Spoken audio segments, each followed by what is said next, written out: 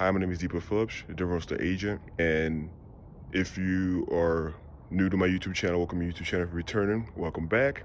And today we are in Boulder, next to Shaquata Trail, home of the Colorado Buffaloes. This is a beautiful $1 million listing, 4-bedroom, 5-bath, 5,000 square feet, open kitchen layout, big island, has a chef kitchen.